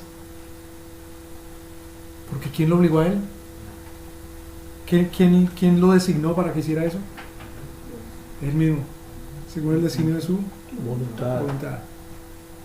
Entonces Dios conoce todas las cosas y todo orden ha de caer y de postrarse delante de Él. Ha venido cayendo y postrándose delante del dominio de Él, debajo de su dominio, porque Él lo ha venido decretando así. Entonces cuando uno dice, wow, no, qué feo, mira cómo es la maldad de este orden y de este otro orden y de esto. Muy malo, muy. Yo creo que ya voy a venir el Señor a acabar y a incendiar este mundo. O a sacarnos de esta tierra. No. Porque el Señor ha de someterlo absolutamente todo bajo el dominio de sus pies. ¿Sí me doy a entender? Él es el que hace todas las cosas según el designio de su. Y nuestro Señor no cambia su decreto. Ya ha sido escrito, ya ha sido ordenado. ¿Cuál es el decreto de Dios nuestro Señor? Su victoria. Entonces, aún, dice el apóstol Pablo, las cosas que no nos gustan, me acuerdo de una película de Clint Eastwood que se llamaba El bueno, el malo y el feo. Y es como la personificación en la semiótica. La semiótica quiere decir los mensajes y los símbolos culturales que hay principalmente en el arte. Los símbolos, las señales. No toda la comunicación es porque la gente habla, sino la comunicación es por medio de símbolos o de maneras de pararse, de mirar. Simbología en la publicidad, simbología en el arte, en el cine, en fin. Eso del el bueno, el malo y el feo simboliza como los tipos de órdenes que hay, ¿no? Hay órdenes que son buenos, hay órdenes que son malos y hay órdenes que no son malos necesariamente son buenas, pero son feas. Hay órdenes que son malas, pero además de malas son feas. Hay órdenes que son malas, pero bueno, por lo menos son bonitas. ¿Órdenes o mujeres? Desórdenes. Entonces, cuando a veces uno dice, ahorita hay un orden feo, bueno, es bueno, pero es feo. Es malo y además es feo. O es malo, pero por lo menos es bonito y me aguanto. En la mentalidad que no es cristiana, se deprime porque no ve lo bueno. Dice, mi vida dura solamente 70 años y en los últimos 10 años he visto que todo ha sido malo. Entonces, ¿qué será en los 10 años que vienen? Peor. Y luego en los 20 peor, y cuando me muera nada mejoró. Es un fatalismo completo. Pero en la perspectiva cristiana, en la perspectiva bíblica, aunque aparezca una cosa monstruosa, y eso es lo que quieren decir esos animales, es un monstruo. Es un león con alas, es una cosa monstruosa. Un oso cojo y con una costilla en la boca, un dragón espantoso. Todo orden que no se someta a Cristo es espantoso. Pero en la mentalidad cristiana es nuestro Señor el que trae su orden y el que se impone.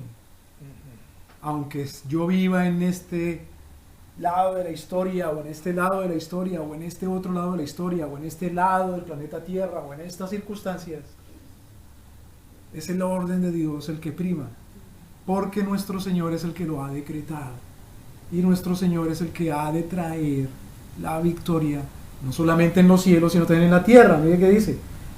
Dice, de reunir todas las cosas en Cristo, así las que están en Él, como las que están en la Tierra. Entonces alguna gente piensa equivocadamente, en la escritura escatológicamente dice, no, la única victoria de Cristo es en el cielo, en la tierra no, en la tierra todo se va a acabar. No, mentira, tanto las cosas de la tierra como las cosas del cielo serán traídas y reunidas en Cristo nuestro Señor. Y Dios lo sabe anticipadamente. Dios lo conoce anticipadamente. Porque nuestro Señor lo ha decretado, lo ha establecido, lo ha dicho, lo ha escrito. Es el que hace todas las cosas según su voluntad, conforme al propósito de aquel que hace todas las cosas según el consejo de su voluntad. Entonces, no solamente Dios lo conoce, sino que Dios lo hace realidad. Esa es la diferencia entre conocimiento y sabiduría. El conocimiento es el estar al tanto de las cosas, el no ser ignorante. Dios no es ignorante absolutamente de nada, Él lo conoce todo. No solamente Dios lo conoce todo, sino que todo su conocimiento está conducido a un fin que es glorioso. Esa es la sabiduría de Dios. ¿Qué es la sabiduría en el libro de Proverbios? Temor de Dios. Ahora, ¿Dios es sabio por qué? ¿Porque tiene temor a Dios? No. Dios es sabio porque todas las cosas son conducidas a su gloria. Por eso nuestra sabiduría es temer a Dios, porque Él todo lo conduce a su gloria. Toda rodilla delante de Él se doblará. Todo es traído para su gloria. Es lo mismo que dice el apóstol Pablo ahí. 3 veces lo dice en Efesios capítulo 1. Para la alabanza de su gloria. Fíjense por ejemplo el versículo 6. Veamos desde el versículo 5 para entender eso. ¿Cuál es la relación entre el conocimiento de Dios y que todas las cosas son traídas a su gloria? Esa relación se llama la sabiduría. Por decreto Dios conoce todas las Cosas. y al final en todo Dios es glorificado. ¿Qué une el conocimiento decretado de Dios con la gloria de Dios en todas las cosas? Su sabiduría, es decir, que todo lo que Dios conoce lo hace eficaz para su gloria. Todo lo que Dios conoce lo usa para su gloria. Por eso dice el apóstol Pablo en Romanos capítulo 8, que todas las cosas conducen a bien, todas las cosas son para Bien. de los que aman a Dios nuestro Señor, porque todas las cosas son para su gloria. Y dice, pero ¿cómo voy a estar bien sabiendo esta cosa? Porque yo lo sé. Dice, bueno, sí, pero es para la gloria de Dios. Mire esto. Mire con qué fortaleza psicológica pudieron los profetas soportar lo que vieron en cuanto a los desastres y cataclismos de sus propias tierras, o del mundo, de su familia y de su nación. ¿Sí me debe entender? ¿Cómo se llama, hermano, ese síndrome de cuando la gente viene de la guerra? Síndrome Post-traumatic syndrome. post-traumatic syndrome. Post-traumatic syndrome. Imagínese, claro, ir a la guerra y ver y subir esas cosas, pero antes de ir a la guerra ya saberlo y verlo y vivirlo. ¿Es pobre Jeremías? Pobre Ezequiel. ¿Sí me explico? Como cuando nuestro Señor Jesucristo decía: Jerusalén, Jerusalén, que matas a los profetas y apedreas a los que te son enviados. ¿Cuántas veces quise protegerte, refugiarte como la gallina, los polluelos debajo de las alas? Y no quise decir, por lo tanto, tu casa os es dejada desierta. Entonces la fortaleza psicológica del profeta que sabe lo que viene. ¿En dónde está esa fortaleza para no volverse loco? Si no, el profeta sale a emborracharse porque ¿cómo puede soportar semejante cosa? Claro, porque ¿en dónde encuentra refugio la gente? Se volvió bohemio entonces. ¿En dónde encuentra refugio la gente? Post-traumatic syndrome.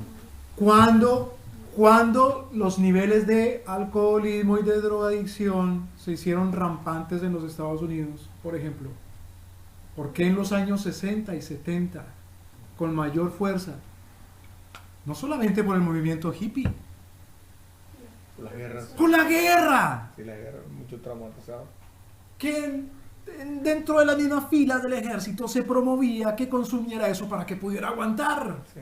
De otra manera, ¿cómo puede aguantarlo? He ahí otro motivo entonces de arrepentirnos. ¿Me voy a entender? No es que somos unos héroes y ya. Lavándonos las manos. Otra vez entonces, ¿de qué manera entonces don Jeremías pudo soportar? Porque acordemos que Jeremías en el capítulo 20 se desespera y llora, y por eso le dicen al profeta llorón. Yo no quiero hablar más porque solamente oigo de qué. Muerte y destrucción, sangre, guerra, violación, saqueo. No quiero hablar más, pero dentro de mí siento un fuego que me devora, que me quema y no me puedo callar. Entonces el apóstol Pablo dice: todas las cosas ayudan para el bien de los que aman a Dios nuestro Señor. Pero ¿por qué puede amar a un Dios así? Es la otra pregunta. ¿Por qué puede amar a un Dios así? Porque Dios es el que lo produce en él. Pero ¿qué sabe de Dios? ¿Qué Dios le ha dado? ¿Por qué tiene esperanza? ¿Por qué? Porque sabe que todas las cosas son según su beneplácito, no para muerte y destrucción, sino porque todas las cosas son traídas para ser reunidas en Cristo, tanto las del cielo como las de la tierra. De otra manera, ¿cómo no se amarga uno? ¿Me voy a entender? Es donde dice Jeremías 29, porque yo sé los planes que tengo para ti. Exactamente. A pesar de todo, Exactamente. sabemos que a la final Exacto. hay planes. Por ejemplo, Jeremías sabía que en 70 años iban a volver un remanente. Jeremías sabe que está la promesa del Redentor, la promesa del Mesías. Jeremías, luego Daniel dice según Jeremías, porque cómo aguanta Daniel también esas cosas. Acordemos que cuando Daniel veía esas visiones, caía, dice, como muerto, no me podía levantar. Sino es porque el Espíritu me puso de pie. Lo mismo lo sucedió a Ezequiel, por ejemplo. Pero ¿por qué tenían esperanza? Porque Habacuc puede cantar y dice, aunque no hayan ovejas en los apriscos, con todo me alegraré y me gozaré en Jehová. Porque Él lo conoce todo anticipadamente, porque lo ha decretado, pero sabemos que su decreto es para reunir todas las cosas en Cristo. Tanto las que están en el cielo como las que están en la tierra. De tal manera que todas las cosas suceden para el bien de los que aman a Dios nuestro Señor. Todas las cosas, tanto en la tierra de ser redimida, la creación gime. Por eso la actitud del cristiano para con la creación no es de destrucción, sino de redención. Tiene que ser así, de redimir la tierra. Por ejemplo, el apóstol Pablo le dice, vivir redimiendo el tiempo. Entonces el cristiano no es una anacoreta que se sale del mundo. Anacoreta quiere decir una persona que se escapa de la realidad. Entonces es la cosa, ¿no? De escaparse. Mire uno para todo. Qué feo, hay que escaparse. ¿A qué me escapo? Bueno, hay escapes. Un escape llama al trabajo, me escapo. La época psicodélica, que es una forma de escaparse. Pero hay otro escape que los cristianos quieren, y se llama el rapto. ¡Que venga ya!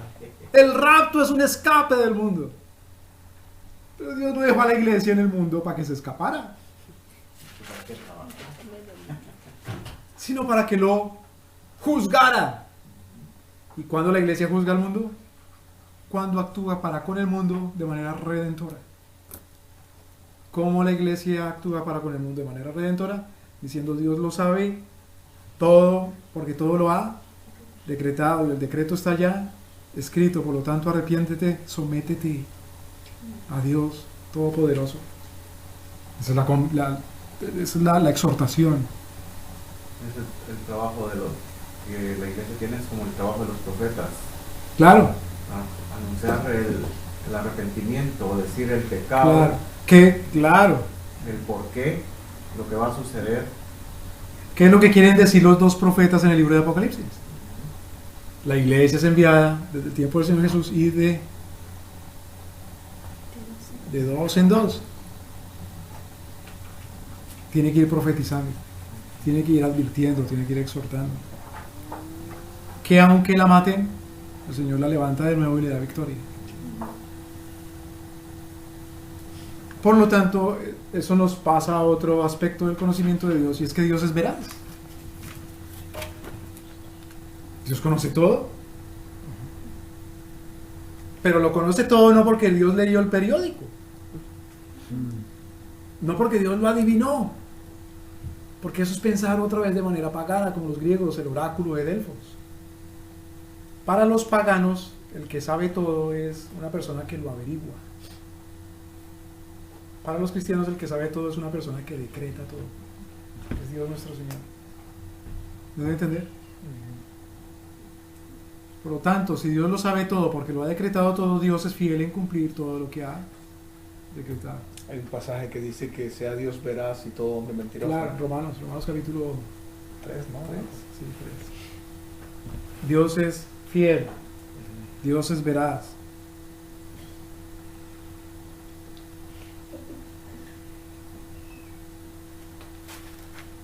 Dios es fiel.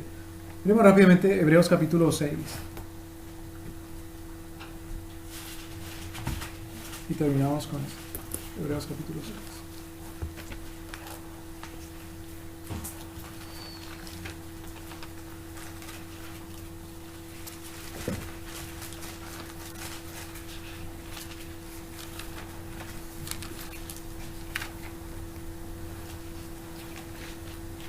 Versículo... Vamos para entender el contexto. Versículo 16. Perdón, el versículo 15.